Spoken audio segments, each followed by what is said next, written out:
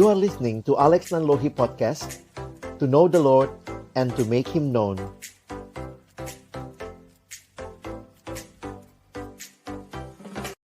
Kami datang dalam pengakuan sungguh Engkaulah segala-galanya dalam hidup kami. Menyerahkan waktu ini di akhir dari seluruh rangkaian camp kami. Berkenanlah berbicara melalui firman-Mu kepada kami. Dalam nama Yesus yang sudah berfirman dan yang menggenapi firman-Nya, kami berdoa. Amin. Silakan duduk.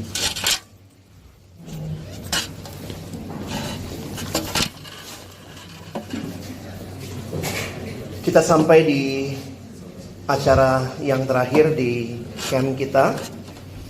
Teman-teman, saya pikir sudah banyak hal yang sudah saya sampaikan, khususnya juga dengan pembicara-pembicara yang menyampaikan dalam banyak sesi bagi kalian. Karena itu sebagai bagian akhir, saya hanya ingin mengingatkan kita kembali apa artinya menjadikan Yesus yang terutama di dalam hidup kita.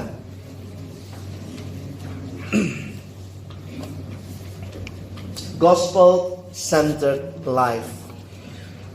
Waktu merenungkan tema camp kita, ini camp yang paling banyak saya terima notif story-nya ya.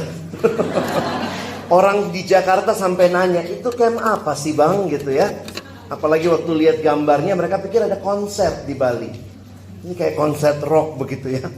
Jadi saya bilang ya ini ada camp, karena mungkin buat mereka kok banyak sekali gitu ya yang teman-teman memberi notif dan tag juga. Tapi kemudian saya sadar bahwa iya ya, fokusnya bukan tentang panitia, bukan tentang pembicara, bukan tentang kehadiran kalian semata-mata, tapi fokusnya adalah kehadiran Allah yang hadir memberkati kita. Karena itu waktu kita pulang, teruslah jadikan Yesus sebagai pusat hidupmu. Saya akan menutup dengan hal yang saya juga bawakan di Camp Nasional Mahasiswa secara singkat. Bagi teman-teman yang sudah pernah mendengar, semoga disegarkan kembali. Mari kita lihat, saya sudah tulis ayatnya semua di depan, jadi tidak usah buka Alkitab. Kita baca Kisah Rasul 11 ayat yang ke-26. Ya, mari kita baca ayat ini sama-sama. 1, 2, ya. Mereka tinggal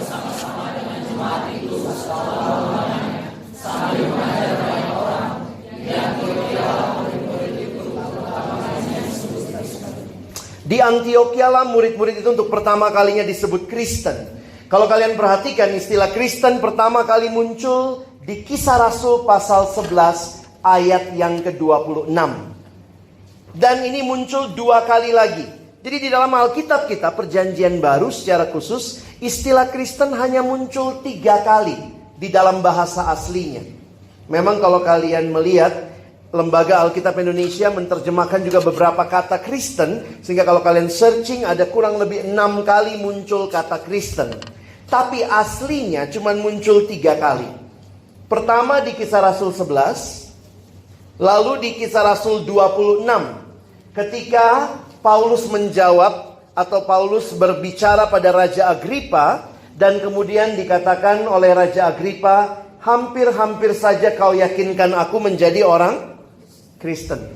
Paulus di dalam pengadilan pun menghadapi Agripa, dia bukan hanya bicara, tapi dia memberitakan Injil. Bagi saya itu hebat banget ya. Sampai Raja Agripa ngomong gini, aduh hampir-hampir aja aku jadi Kristen. Kira-kira begitu ya Paulus menyampaikan. Dan nanti muncul sekali lagi di 1 Petrus 4 ayat 16. Kita baca ya. 1, 2 ya. Tetapi jika ia menderita sebagai orang Kristen,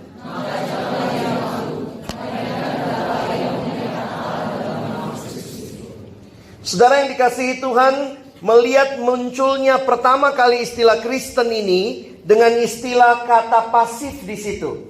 Di Antioquia lah murid-murid itu untuk pertama kalinya disebut Kristen. Maka kemungkinan besar kata Kristen bukanlah nama yang dipilih oleh murid-murid untuk diri mereka. Tapi nampaknya ini julukan yang diberikan kepada orang-orang yang ikut Yesus. Jadi kalau kalian perhatikan dengan baik, ini pada awalnya nampaknya bulian. Kristen kamu, mirip Yesus. Itu biasanya kalau ada iannya di belakang itu ya. Makanya yang ikut pandangannya Gus Dur disebut Gus Durian. Ya. Kalau di Jakarta kampus BINUS itu mahasiswanya disebut Binusian. Kalian ada Udayanayan. Mana ya? Saraswatian gitu ya. Jadi menariknya untuk memperhatikan begini. Ada hal yang menarik dalam hidup mereka sampai kemudian mereka dikatakan Kristen. Apa yang disebutkan di sini? Bagi saya lebih menarik lagi bahwa ternyata ini bukan sekedar nama, bukan nama Yesus yang disebut. Kenapa mereka nggak disebut Yesusian, tetapi disebut Kristian, Kristen, Christ. Coba kalau kamu punya Alkitab, lihat di kamus belakang, cari kata Kristus. Coba cari Kristus.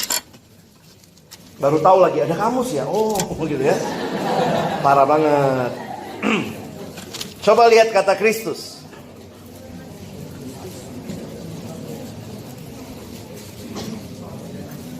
Kita baca sama-sama kalau udah ketemu ya. Kristus, 1, 2 ya. Terjemahan Yunani dari kata Ibrani Mashiach atau Mesias atau Al-Masih, artinya yang diurapi oleh Tuhan. Yesus disebut Kristus karena dialah yang dipilih Allah menjadi penyelamat dan Tuhan. Akhirnya Kristus juga menjadi nama diri untuk. Jadi sebenarnya Yesus Kristus itu, Kristus adalah gelarnya. Yesus yang diurapi, Yesus Sang Kristus, Yesus Sang Tuhan. Jadi itu bukan nama, bukan marganya ya. Yesus marga Ahado, Kristus, bukan. Bukan marganya itu. Itu adalah sebutan gelarnya, tapi kemudian jadi nama. Bagi saya yang menarik begini. Apa artinya orang yang disebut Kristen? Waktu saya coba simpulkan, ketika hidup mereka menjadikan Yesus sebagai center of their life, Yesus sebagai pusat hidup mereka, maka mereka meninggikan tidak ada Tuhan yang lain, tidak ada berhala yang lain. Maka orang-orang di sekitarnya tidak punya sebutan lain selain menyebut mereka Kristen. Kelihatan jelas hidupnya meninggikan Yesus. Teman-teman, kalian diutus hari ini kembali. Yang mengutus kalian bukan saya, bukan panitia, tapi Tuhan sendiri yang di camp ini berkenan berjumpa dengan kamu. Tuhan yang mengatakan kepadamu, sudahkah aku jadi pusat hidupmu? Dan waktu kamu pulang, kamu dan saya pulang, berdoalah supaya kamu sungguh-sungguh meninggikan Yesus. Dan waktu orang lain lihat hidupmu, orang hanya akan mengatakan, yes, this man, this woman, he or she is a Christian. Tapi kalau kau pulang kau kembali meninggikan berhala, kalau kau pulang kau kembali meninggikan semua hal, berhalamu mungkin seks, berhalamu mungkin uang, berhalamu popularitas, berhalamu apa saja, maka orang mungkin tidak akan melihat Yesus yang kelihatan dalam hidupmu. Hari ini saya rindu teman-temanku engkau pulang. Saya juga pulang besok malam ya. Saya masih tinggal di sini ya, jangan takut, saya ada kamar kok gitu ya. Tapi saya akan bersama-sama dengan kalian kembali ke tempat tugas kita masing-masing. Kalian adalah mahasiswa yang akan belajar. Tapi pertanyaannya, ketika orang melihat hidupmu, siapa yang mereka lihat ditinggikan? Di camp ini kamu sudah belajar meninggikan Yesus. Sudah banyak sesi diberitakan. Saya tidak perlu mengulang. Saya hanya minta pulanglah sungguh-sungguh meninggikan Yesus supaya orang boleh melihat Yesus yang hidup dalam diri. Mari tunduk kepala kita sama-sama. Saya minta pemusik boleh masuk maju ke depan sebentar. Dan kita akan menyanyikan satu lagu yang singkat.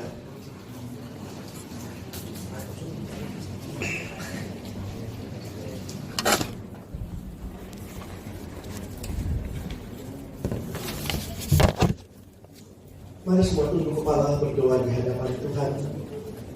Dan biarlah musik ini menolong kita juga untuk berdoa di hadapan Dia.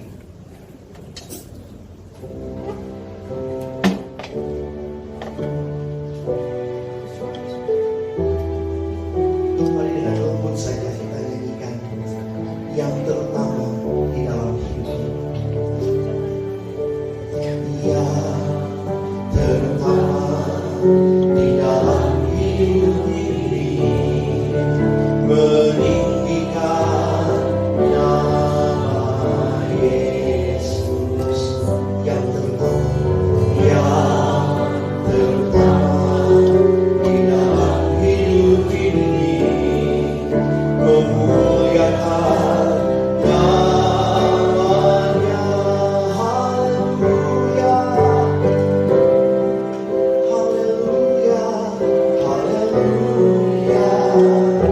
Saya cinta Yesus. Haleluya, haleluya, haleluya. Saya cinta Yesus. Saya minta musik lebih pelan, dengan tenang saja, dengan lebih lambat kita nyanyikan lagu ini.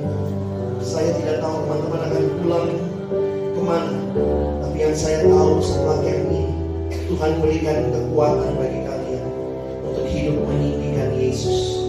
Dialah satu-satunya yang harus engkau tinggikan, yang kau muliakan dalam hidup. Mari dengan lembut kembali taruh tanganmu di dadamu, dan dari hati yang terdalam katakan melalui lagu ini sebagai doa yang terutama di dalam hidup ini.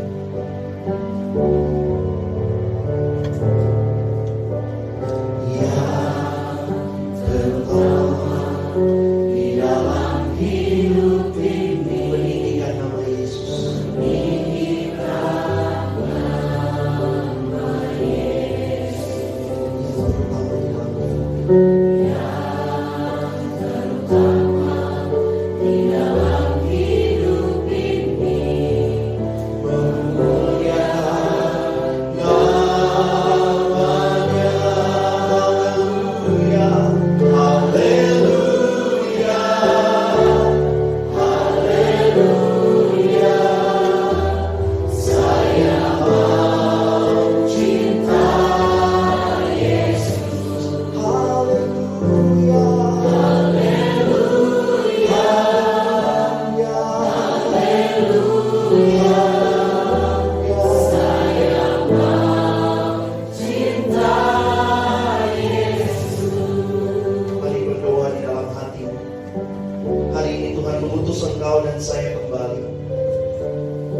Tinggikan Dia, tinggalkan berhala, bangun cintamu dengan Tuhan.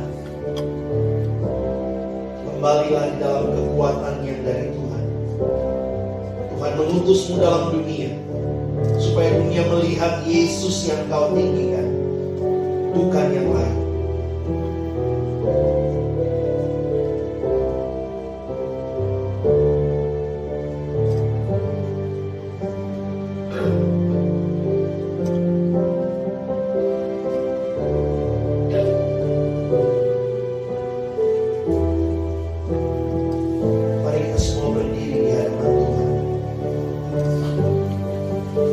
Waktu kita nyanyikan kata saya, ganti dengan namamu masing-masing. Katakan namamu masing-masing di hadapan Tuhan. Mari dari awal nyanyikan lagu ini. Katakan dengan lembut sebagai doamu yang terutama di dalam hidup. Yang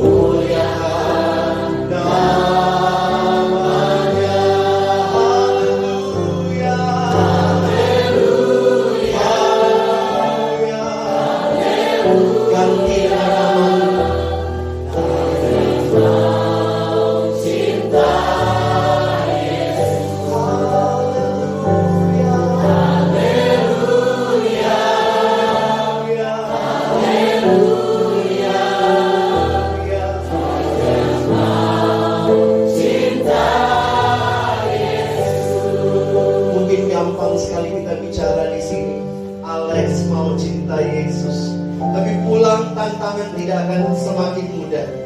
Karena itu hamba Tuhan hari ini sebagai hamba Tuhan, saya mengutus kalian kembali dalam hidupku. Ingat baik-baik, Tuhan menyertaimu. Waktu engkau berkata kamu mau cinta Tuhan, maka apapun tantangannya, mari belajar percaya Tuhan menguatkan. Percaya dalam hatimu, Tuhan mengasihimu dan Dia menantangmu. Maukah engkau mencintaiku seumur hidupmu? Haleluya.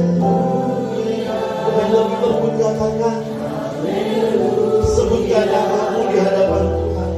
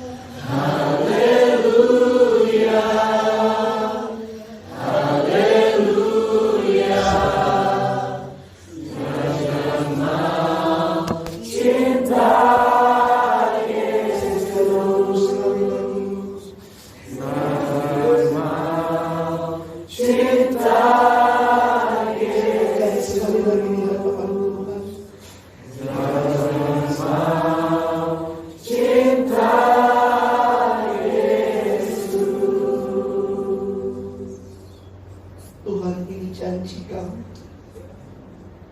Kami mau cinta Engkau seumur hidup kami. Karena Engkau sudah mencintai kami begitu rupa. Tuhan, terima kasih.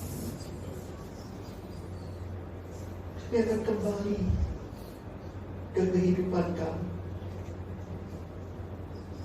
Kuasa Allah yang Maha Tinggi, Roh-Mu yang kudus menyertai kami, menguatkan kami ketika kami jatuh, mengangkat kami kembali, supaya biarlah lewat hidup kami orang boleh melihat Kristus yang ditinggikan. Hamba berdoa bagi adik-adikku ini, di tengah-tengah tugas tanggung jawab mereka sebagai seorang mahasiswa, sebagai seorang yang mau hidup benar di dalam dunia ini. Hamba berdoa, Tuhan, kuatkanlah. Dan biarlah mereka pulang di dalam anugerah dari Tuhan Yesus Kristus, kasih yang kekal dari Allah Bapa, di dalam pimpinan penyertaan Roh Kudus, sekarang sampai selama-lamanya. Amin. Silakan duduk.